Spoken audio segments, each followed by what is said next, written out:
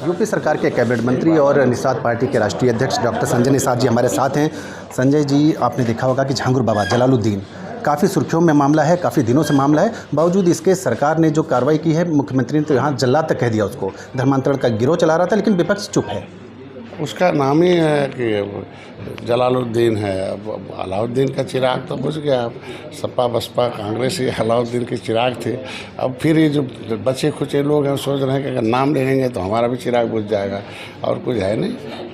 ये जो एजेंसियां हैं भारत के संविधान के मुताबिक कि कोई कानून के साथ खिलवाड़ करे, भारत की अस्मिता के साथ खिलवाड़ करे, धर्म के साथ खिलवाड़ करे, जनता के भावनाओं के साथ खिलवाड़ करे, देश के संविधान के साथ धोखेबाजी करे, ऐसे लोगों को एजेंसियां चिन्हित करती हैं, जांच करती हैं, उन रिपोर्ट करती हैं और एविडेंस लाती हैं, उनके खिलाफ कार्रवाई करती हैं। तो पहले की सरकारों में एजेंसियाँ संरक्षण प्राप्त थी, खुला छूट था, जो जैसे चाहे वो कर ले। हमारी सरकार में एजेंसियों को खुला छूट दे दिया गया है कि आप भारत के संविधान में सजा दिलाओ। तो आज के दिन में एजेंसियां हैं और उसमें मैं धन्यवाद दूंगा योगी जी को, उन्होंने उन्हें आदेश किया। और कितना रसूखदार हो, जांच में आता तो उसके खिलाफ कार्रवाई हो। ऐसे जल्लाद एक नज़ीर बने कि फिर देश में कोई ऐसा जल्लाद फिर से हमारे इस भारत की संस्कृति और हमारे यहाँ जहाँ नारियों की पूजा की जाती है उनके साथ खिलवाड़ करना ये गलत है। ये हमारे भारत की अस्मिता के साथ खिलवाड़ है। तो नज़ीर पेश हो रहा है और योगी जी को इस बात का धन्यवाद दूंगा। अब विपक्ष तो ऐसे भी देखो, निषाद बेटी के साथ इज्जत लूटी गई। फैजाबाद में हम लोगों ने आवाज़ उठाया, अयोध्या में उनका चेला निकला, उनका सदस्य, आज तक उसके खिलाफ कार्रवाई नहीं की। जो दिन था सारा मतलब जेल भी चला गया, सब एविडेंस मिल गया। तो यही तो है इनके। तो इसीलिए कहा जाता है कि ऐसे जितने भी अपराधी हैं अड्डा है सपा बसपा कांग्रेस। अखिलेश यादव लगातार सरकार पर हमला बोल रहे हैं। हर दिन प्रेस कॉन्फ्रेंस, लगभग हर दिन प्रेस कॉन्फ्रेंस हो रही है, चाहे कानून व्यवस्था का मामला हो, चाहे भ्रष्टाचार का मामला हो, पारदर्शिता का मामला हो, तमाम ऐसे मुद्दे हैं जिसको लेकर लगातार वो सरकार पर हमलावर है। आप लोग का क्या स्टैंड है इसको लेकर? देखिए, वो लोग अपने किए गए कारनामों को छुपाने के लिए सब विषयांतर करने हैं। रोजगारी पर बोलेंगे नहीं, देश में अर्थव्यवस्था कैसे चौपट हुई बोलेंगे नहीं। इनकी सरकारों के समय लंबा था, तमाम घोटाले भ्रष्टाचार पर, तो ये विषयांतर करने का मामला है। विपक्ष को चाहिए कि भारत के उत्तर प्रदेश के विकास के लिए एक आलोचना नहीं, समालोचना होनी चाहिए, सकारात्मक होना चाहिए और आवाज़ बने। विपक्ष की एक भूमिका है और अपने जो विचारधारा है उस पर चलने का प्रयास करें, न कि वो विदेशी विचारधाराएं हैं, तुष्टीकरण की विचारधारा। ये तो कहीं भारत के संविधान में जगह नहीं है।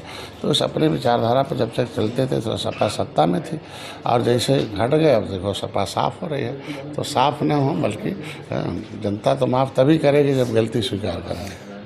कल मुख्यमंत्री गोरखपुर में थे, कार्यक्रम में उन्होंने हिस्सा लिया। उन्होंने कहा कि राम मनोहर लोहिया जो समाजवाद के पुरोधा हैं, समाजवादी पार्टी के अब देश के, वो रामायण मेले की उन्होंने शुरुआत की और ये समाजवादी पार्टी राम के खिलाफ है। देखिए, राम मनोहर लोहिया के अनुयायी अखिलेश जी नहीं, मुलायम सिंह थे। मुलायम सिंह जब तक उनके अनुयायी थे तब तक आप देखोगे सत्ता में एक छत्र राज था। लालू यादव भी अनुयायी थे। लेकिन जब उनके विरासत में आने वाले लोग, आप देखो, जब उस रास्ते से भटक गए तो समझ सकते हो कि आज के दिन में राम मनोहर लोहिया ने हमारे निषाद राज के उस श्रृंगेरपुर धाम की भी जिक्र किया है कि उसको भी जिस तरीके से हर जगह अथॉरिटी है, वैसे धार्मिक जो व्यवस्था है वो भी एक अथॉरिटी बना दिया जाए। जैसे अयोध्या एक अथॉरिटी बन गई, तो श्रृंगेरपुर भी एक अथॉरिटी बनाई जाए और जो हमारी संस्कृति है उसको बाहर किया जाए, मेले लगाए जाए, लोगों को बताया जाए कि ऐसी सभ्यता थी कि जो भारत की अर्थव्यवस्था अच्छी थी, जीडीपी ग्रोथ अच्छा था। तो ये तो लोहिया को आज के दिन में उनके विचारों का नाम बेच रहे हैं, काम नहीं कर रहे हैं। एक अंतिम प्रश्न है कि बिहार में मतदाता सूची सही की जा रही है, इसको लेकर बहुत विवाद चल रहा है। विपक्ष आरोप लगा रहा है कि कुछ न कुछ इसमें खेल सरकार करने का प्रयास करी। केंद्र के ऊपर सीधा आरोप है। चुनाव आयोग को भी विपक्ष ने कटघरे में खड़ा किया। वो आपको नहीं लग रहा कि मतदाता सूची और जितनी बारीकी से जांच होगी उतना ही बेहतर है?